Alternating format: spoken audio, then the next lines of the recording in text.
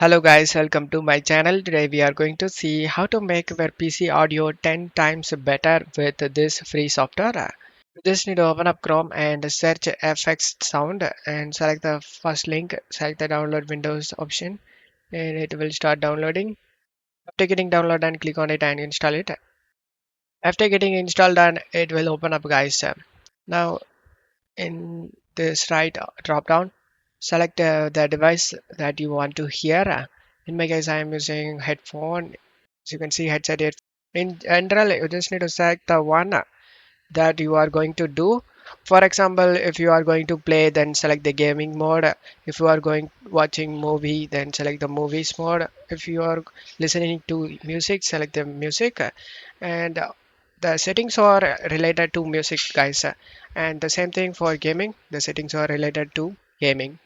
If you want to turn this off for a few minutes or few seconds, just click on this power icon to turn it off.